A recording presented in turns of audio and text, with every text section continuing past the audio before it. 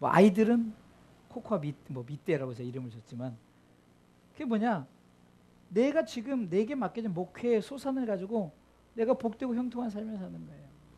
이게 복인 거예요. 뱁새가 황새 쫓아가던 가랑이 찢어진다는 말이 있죠. 예? 정말 그런 것 같아요. 그냥 내게 주어진 소산에 감사하며 사니까 목회가 너무너무 좋아요. 주어진 대로예요.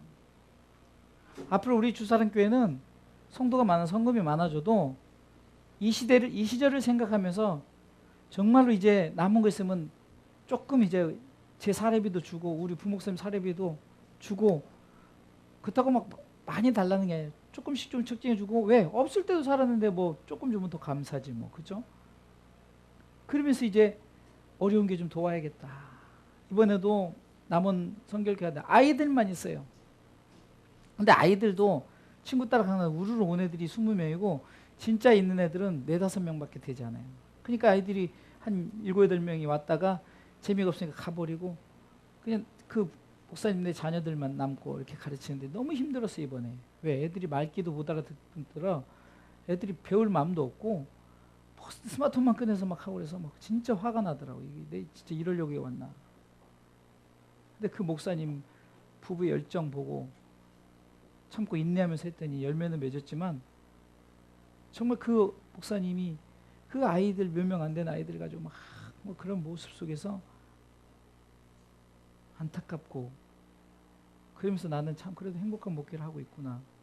그러면서 내 마음에 자꾸 이분들을 어떻게 도와주고 싶은 마음이 솔직히 있는 거예요. 근데 제가 힘드니까 제가 상황이 안 되니까 일단 자비량으로 갔잖아요. 자비량으로 가고 또 이번에 서울에 저희 모신데 왔길래 은혜 받으니 왔길래 제가 이제 식사 대접도 하면서 이렇게 하면서 왜 그거라도 해줘야겠다 해서 아이들한테 고기 뷔페집 가서 식사를 대접하고 근데 이제 오면서 그 목사님 대하던 보험을 하나도 안 들었다는 거예요. 실손이라도 못.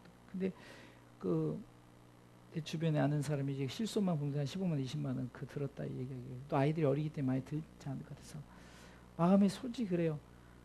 내가 먼저 보험을 들어서 그 다음에 이제 연장하게끔 해야 들지 않을까 하면서 첫 보험을 내주고 싶은 마음이 있는데 제가 아직 그 능력이 안 되잖아요. 모르겠어요. 우리 주사랑교회 성도들이 어렵지만 이 일에 좀 함께 동참하겠다 해가지고 하면 한번 제가 한번 시작을 한번 해보고는 싶어요. 십시일반으로 제가 이번에 1월달 어차피 성경 안 갔으니까 성경금 한다는 마음으로 그냥 그 나이가 그분 65년생이면은 53 정도 되는 거 아닌가요? 근데 부부가 보험 실손보험도 하나도 없어서 참 마음이 좀 그렇더라고요.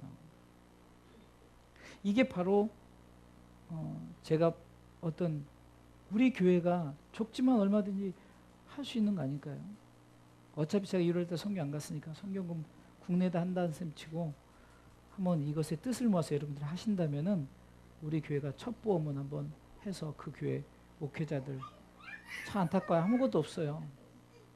이게 난방을 떼는데 그 난방을 떼는데 좀 막 떼더라고요. 그래서 왜 그러냐 했더니 목사님 오셨으니까 난방을 뗀다는 거예요.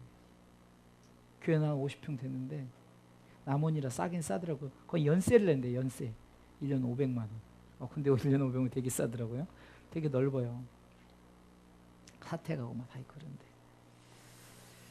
그 목사님이 왜 제게 좀 간절하냐면 그렇게 그 제가 20살 때 목회 그 선교하고 받을 때 그 같이 선교를 했거든요. 근데 참 열정적이었어요.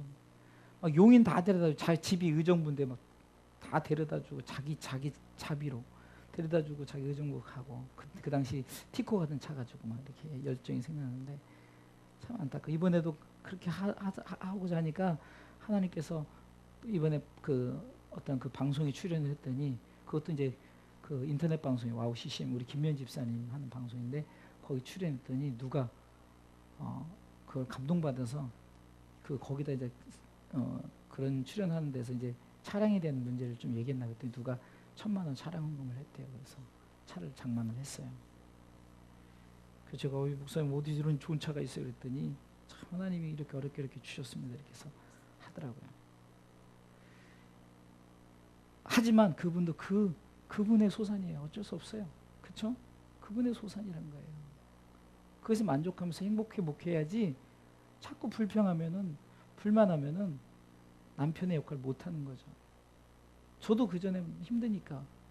그러나 자꾸 내 속에 내게 준 이 소산을 내가, 여러분들은 어쩌면은 직장 가운데 땀 흘려 소산을 낸다면은 저는 목회를 통해서 땅에 소산을 내는 거, 이것이 남편의 역할이다. 이런 자가 바로 복되고 형통하다. 할렐루야.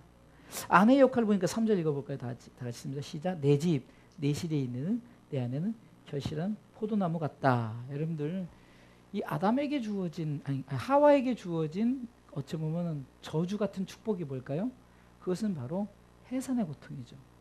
그런데 그 해산의 고통을 좋게 보면은 이렇게 말합니다. 결실한 포도나무 같다. 저는 모르겠지만 다 여기서 우리 여자분들은 아이를 낳아봤잖아요. 아이를 낳는 그 고통 가운데 그 아이가 딱 내 눈에 보여졌을 때는 그 고통이 다 잊어버린다 하더라고요. 그러니까 또 아이를 또 낳게 되고, 지금이야 3명 낳은 게 맥시멈이지만 옛날에는 9도 낳고 12도, 12도 낳고 막 그렇게 낳잖아요. 그게 내게 주어진 자식이 결실한 포도나무, 이 마음을 가지고 그 아내의 사명 감당하십시오. 당연히 아내들이 자식들에 대한 어떤 키우면서 이 아이들에 대한 소망을 갖고, 이 아들이 반드시 열매 맺을 거에 대한 소망을 갖고 키우듯이, 우리 신앙의 삶 속에서 아내 입장에서 보면은 우리 모두가, 우리가 또 아내가 되는 거예요. 우리가 어떻게 되는, 우리 신앙의 삶 속에서 결실한 포도나무 같다라는 하나님의 말씀 앞에 우리의 그 어떤 신앙 가운데 주어진 것에서 열매 맺어야 되는 거예요. 열매 맺어야 되는 거예요. 이번 특별히 우리에게 주어진 가족의 열매가 반드시 맺혀져야 돼요. 저는 이번에 우리가 꼭 이루어야 됩니다. 할렐루야. 그래서 이것을 잘 이루어서 우리가 이렇게 가족 돈대에 성공했습니다라는 이 어떤 우리 열매를 가지고 정말 우리 같은 교회에 가족 전도부터 시작하십시오라고 할 수 있을 정도로 여러분이 정말 기도하면서 가족 전도에 매달려야 되는 거예요. 이것이 바로 아내의 사명. 우리가 이번에 아내의 사명을 잘 감당하시기 바랍니다. 정말 이 아내의 사명 감당할 때 하나님께서 열매를 주시는데 결실한 열매를 주는 거예요. 내가 가족이 없다면은 정말로 내 주변에 지인이라도 가족 삼아서 정말 한 명이라도 우리가 전도할 수 있다면 바로 이 아내의 사명이 복이 되는 줄 믿으시기 바랍니다. 자, 3절 후반부에 내 상에, 다 같이 읽어보겠습니다. 내 상에 둘린 자식은 어림 감람나무 같으리로다. 여러분, 감람나무는 여러모로 이스라엘 나라의 굉장히 중요한 나무였습니다. 열매로서도 또 어떤 기름이라든가 감람류, 그런 기름이라든가 여러 가지 그런 것에 대한 필요한 것을 채우는 거죠. 그런데 이 자식이 5절에 보면은, 6절에 보면은 내 자식의 자식을 볼지어다라는 게 있죠. 자식의 자식을 본다는 거 뭐죠? 여러분들 대가 끊기지 않는 거예요. 이 자녀들은 자녀들의 이 삶 가운데 계속적인 어떤 축복적인 삶이 있어야 돼요.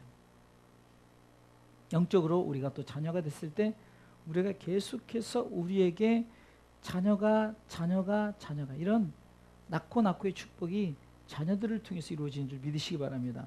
저 옛날부터 참 아이를 못 낳았을 때 그 아이 못 낳는 그 여자분의 서름, 어쩌면은 박대도 많이 받았죠. 소박을 맞을 정도로, 그 정도로 아이를 낳지 못하는 그런 그 여자에게는 옛날에는 사람 대접도 해주지 않을 정도 그랬다는 거죠. 그러나 우리가 열매를 맺는 자식의 축복은 성경적으로 계속해서 자식의 자식을 본다. 여러분 생각해 보세요. 아담 시대부터 노아 시대까지 이제 인류가 번창해서 많은 인류가 있는데 하나님은 과감하게 다 저들을 죽이셨어요. 8명으로 다시 시작된 인류는 지금까지 왔습니다. 할렐루야.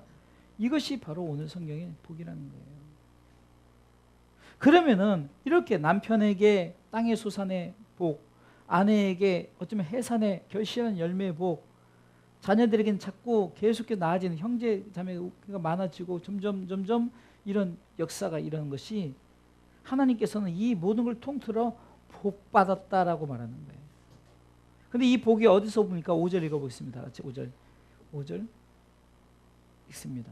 5절 시작. 여호와께서 시온에서 내게 복을 주셨다. 시온이 뭘까? 시온. 하나님 계신 곳을 우리가 시온이라는 거죠. 곧 하나님께서라는 거예요. 하나님께서 우리에게 복을 주신대. 평생의 예루살렘에 복을 본다. 평생 예루살렘. 여러분들 예루살렘은 이 땅에 우리가 세우는 예루살렘이 있고 바로 하나님 나라의 영원한 하나님 나라의 예루살렘을 말할 수 있어요. 이 땅의 예루살렘에서도 우리가 복을 받으며 하나님 나라의 영원한 복을 우리에게 주신다 약속하셨습니다. 사랑하는 성도 여러분, 그런 자를 한마디로 뭐라냐? 복 받았다라고 하는데, 우리가 이렇게 행하는 행위들, 남편의 행위, 아내의 행위, 자식의 행위, 이건 육적으로도 당연히 남편이 땀을 흘려야 되고 아내가 해산의 고통이 있어야 되고 자식들은 점점 그 우애가 좋아지며 서로 어떤 필요를 채워주는 그런 자식들로서의 어쩌면은 부모를 공경하고 형제간에 우애하는 이런 삶 가운데 육적인 삶도 있지만 바로 영적인 것에서 우리가 이런 말씀을 받을 때 한마디로 그것을 우리가 순종하고 행하는 것을 1절 다 같이 읽습니다. 1절 읽습니다. 여호와를 경외하며 그 도에 행하는 자마다 복이 있다. 바로 그들이 뭐냐? 하나님을 경외. 곧 우리의 삶에서 이렇게 내게 맡겨진 사명을 잘 감당하는 것이 바로 여호와를 경외하는 거다. 그리고 하나님의 말씀에, 이 말씀에 너는 생육하고 번성하라 충만하라 정복하고 다스리라는 이 말씀에 행하는 자가 복이 있다는 거예요. 말씀이 우리로 하여금 명령하는 것에 복이 있도다. 내가 남편으로서 아내로서 자식으로서 내가 무엇을 감당하더니 그것이 하나님이 복이 있도다 할 수 있을 정도로 여러분들이 사명을 잘 감당하는 귀한 가정들 되시기를 주님의 이름으로 축원합니다.